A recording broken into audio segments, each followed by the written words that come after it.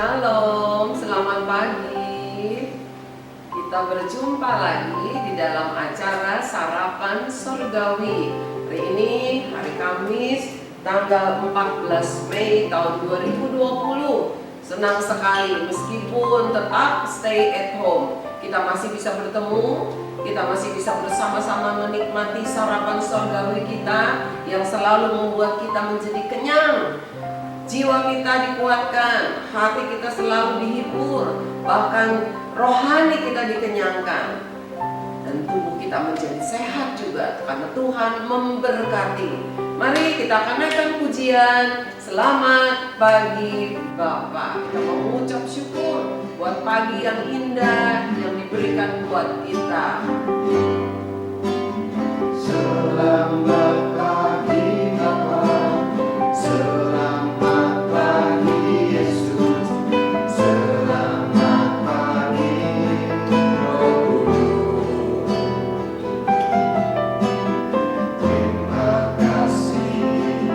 Terima kasih atas anugerah-Mu. Semalam telah berlalu. Ku memuji, ku bersyukur, memuliakan nama-Mu. Terima kasih Tuhan. Terima kasih buat pagi ini. Terima kasih buat peliharaan-Mu. Malam berlalu kami tidur dengan baik. Atau mungkin ada yang sedikit terganggu tidur, tetapi kami tetap mengucap syukur karena Tuhan memberikan kami hidup di dalam kasih karunia-Mu. Pagi ini ya Tuhan, sebelum kami memulai sarapan surgawi kami mau minta Tuhan hadir di tengah-tengah kami. Kami mau Tuhan sendiri yang boleh mengenyangkan kami, mengenyangkan hati kami, mengenyangkan rohani kami, mengenyangkan jiwa kami. Dan kami percaya bahwa Tuhan juga yang menyehatkan tubuh kami. Mari berbicara Tuhan. Kami siap menerima sarapan rohani kami, sarapan yang daripada-Mu, sarapan surgawi. Di dalam nama Tuhan Yesus. Amin. Wow. Kita menaikkan dulu satu pujian. Tuhan Yesus baik. Saya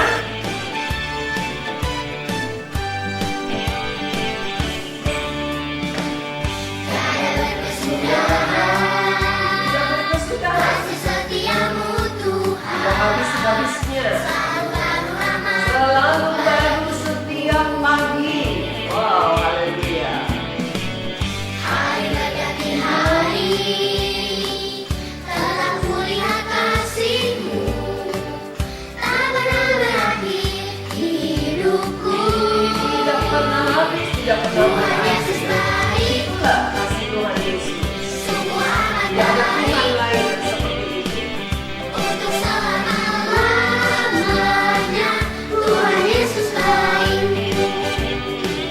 Tuhan Yesus baik, sungguh amat baik untuk selama-lamanya. Tuhan Yesus baik. Oh, haleluya. Untuk selama-lamanya Tuhan Yesus baik. Wow, puji Tuhan. Kita kembali bersama-sama menikmati sarapan pagi kita. Sarapan surgawi, ya bukan nasi uduk ya. Kita mau nikmati sarapan surgawi dulu. Kita ambil dari 1 Samuel pasal 17 ayat yang ke-17 sampai 20, lalu ayat ke-28. Siswa-siswa SKBB khususnya maupun anak-anak siapapun yang mengikuti program ini hari ke hari. Program ini akan diadakan sampai masa pandemi ini berlalu. Jadi selama anak-anak belum bisa masuk sekolah gitu ya, karena di SKBB di sekolah kami setiap pagi 30 menit pertama kami menikmati sarapan surgawi ya. Sebab itu di masa dimana tidak dapat sekolah secara langsung di kelas, kita tetap akan menikmati sarapan sorgawi ini. Jadi setiap firman yang telah disampaikan, saya berharap supaya bisa dibaca ulang, minta pimpinan Roh Kudus supaya ada rema, ada Roh Tuhan yang langsung berbicara, memberikan secara khusus firman Tuhan. Karena saya percaya bahwa firman Tuhan itu hidup dan akan berbicara secara khusus kepada setiap pribadi.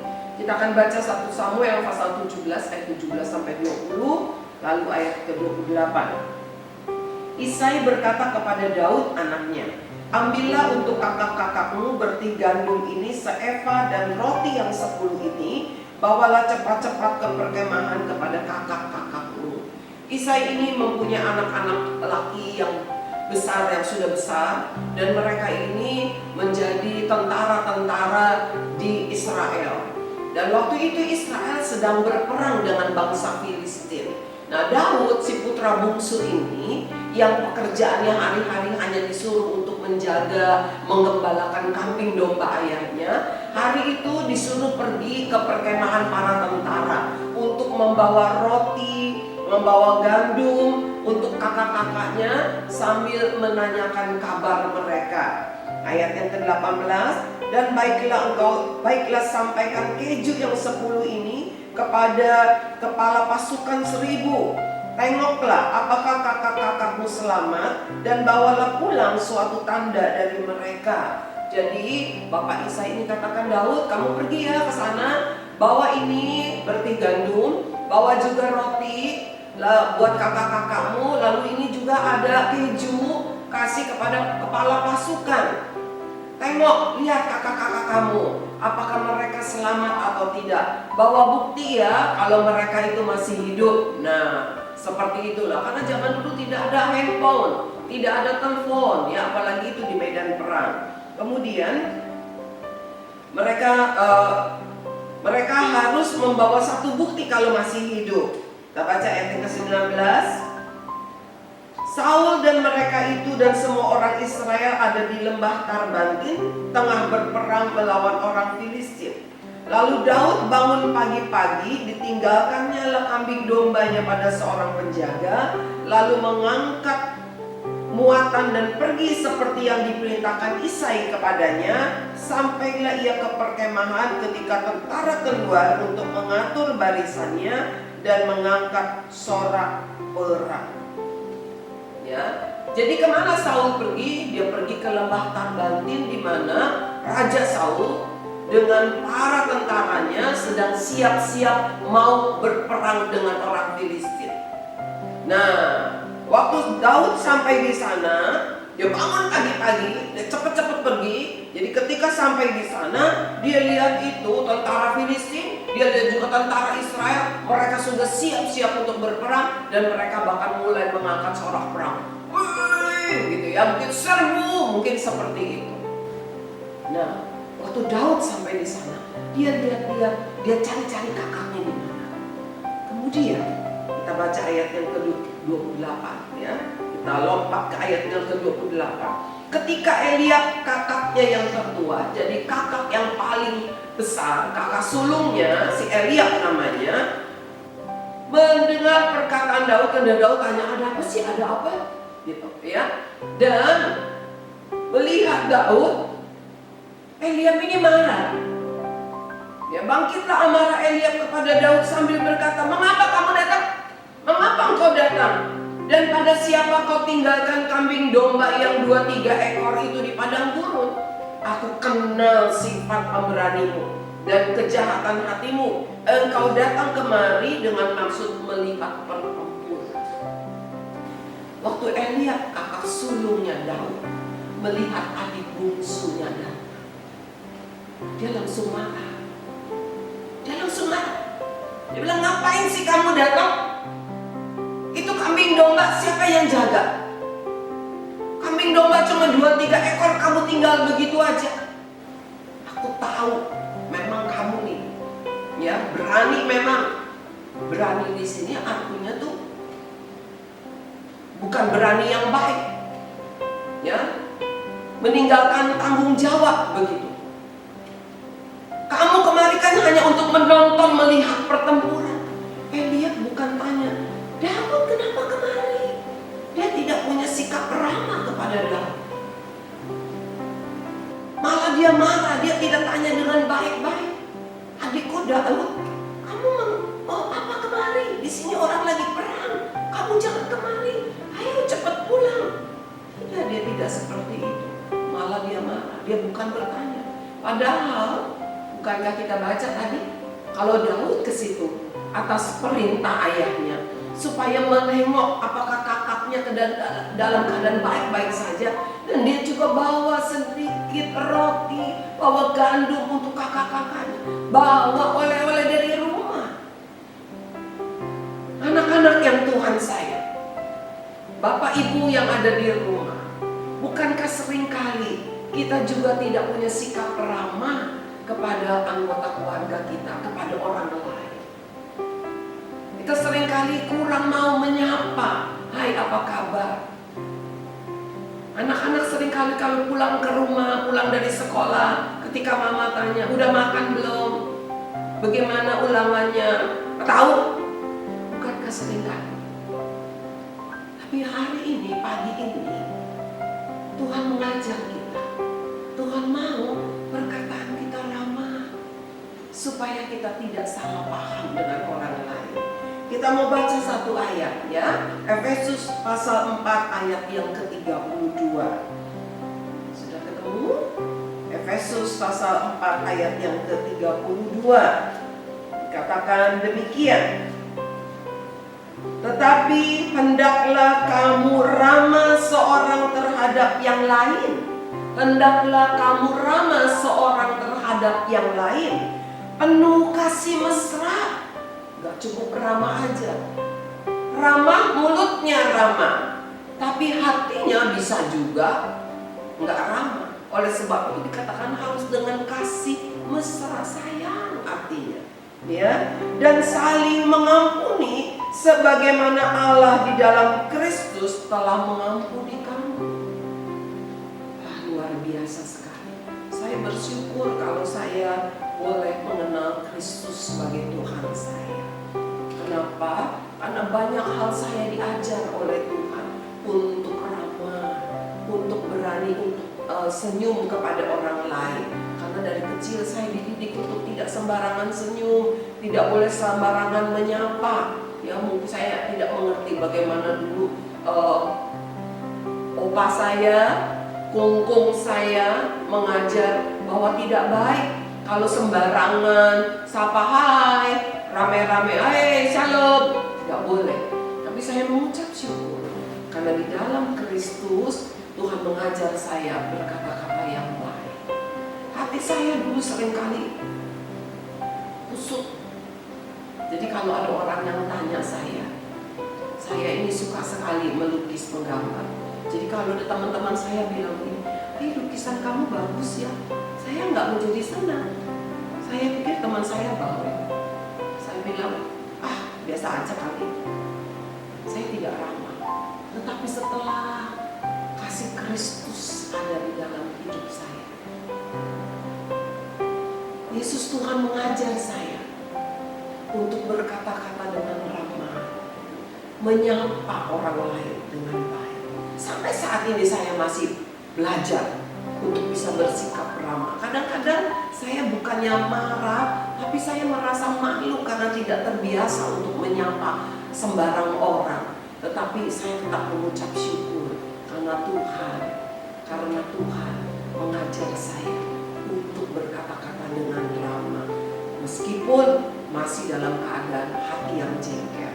Hari ini kita belajar bagaimana Eliab, seorang kakak, terhadap adiknya berkata-kata dengan tidak ramah. Adakah di antara kalian satu sama lain seringkali perkataan kamu tidak ramah? Apa sih? Mau tahu aja? Mari kita buang semua itu agar perkataan kita menjadi berkat. Apalagi saat ini di mana-mana harus stay at home. Rumah kecil, ketemu lagi, kesel banget, kesenggol dikit, mata buta ya. Tinggalkan semuanya. Atau mukanya jengkel, jangan. Mari Tuhan katakan, biarlah hendaklah kamu ramah seorang terhadap yang lain, penuh kasih mesra. Hatimu harus penuh dengan kasih, kasih dari Kristus. Mungkin kakakmu menjengkelkan, mungkin adikmu menjengkelkan, mungkin orang lain di rumahmu ada yang menjengkelkan. Tapi belajar, kita mau belajar untuk ramah. Sebab apa? Sebab Kristus mengampuni kita. Ada kasih Kristus di hati kita yang mengubah hati kita menjadi hati yang penuh dengan kasih mesra. Kita menaikkan satu pujian. Bapa, Engkau baik. Kita tutup mata kita.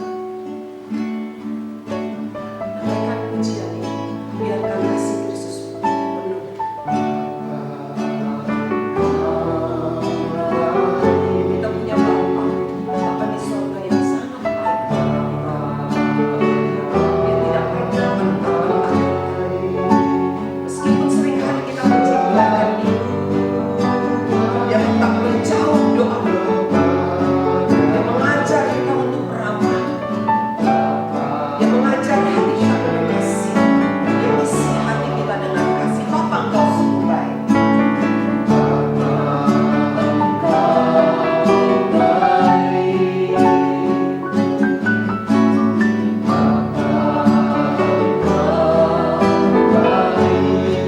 Yesus, Tuhan kita sangat baik kepada kita. Mengapa kita tidak menjadi ramah?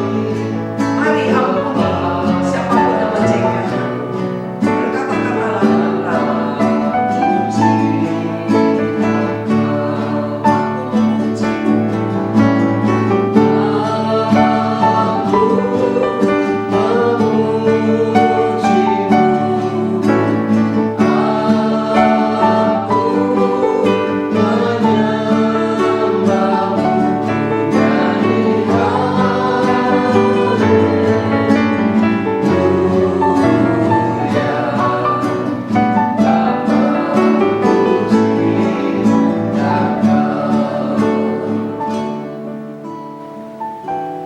Bapa yang dalam surga, terima kasih karena Engkau telah mengampuni dosa kami. Dan hati kami yang bersih itu Engkau isi dengan kasih-Mu yang begitu indah. Oleh sebab itu kami tidak punya alasan untuk berkata-kata dengan ketus, untuk marah-marah, untuk tidak ramah kepada orang lain. Tuhan, tolong kami, mampukan kami ketika orang lain tidak ramah kepada kami, ketika mungkin kakak kami tidak ramah kepada kami, ketika mungkin adik kami tidak ramah kepada kami, mungkin di tengah-tengah keluarga kami, di sekitar kami ada yang tidak ramah kepada kami. Tolong kami ya Tuhan, mampukan kami agar kami tetap ramah kepada mereka. Karena kami ramah kepada mereka, bukan karena mereka ramah, tetapi karena Tuhan mengasihi kami. Kami tidak mau berkata-kata dengan ketus. Kami mau belajar lewat perkataan kami. Ada kasih Tuhan yang disampaikan. Kami mau belajar dengan senyum kami. Orang lain tahu bahwa ada Kristus yang mengasihi kami. Dan kami mau belajar mengasihi mereka. Mari Tuhan Yesus, inilah hati kami. Isi penuh dengan kasih-Mu. Isi penuh dengan sukacita-Mu. Terima kasih Tuhan untuk sarapan sorgawi pagi ini. Hati kami diisi lagi dengan sesuatu yang baru. Hati kami diberikan semangat untuk selalu berkata-kata dengan ramah. Untuk selalu penuh dengan sukacita, penuh dengan kasih mesra yang daripada-Mu. Hati kami tidak menyimpan lagi sakit hati, tidak menyimpan iri hati lagi, tidak menyimpan benci lagi. Terima kasih Tuhan. Kami mengucap syukur hanya di dalam nama Tuhan Yesus Kristus. Amin. Wow, luar biasa. Ada sukacita? Kita mau belajar. Mulai hari ini kita mau belajar berkata-kata dengan ramah, dengan senyum. Terima kasih Tuhan memberkati. Sampai ketemu esok pagi.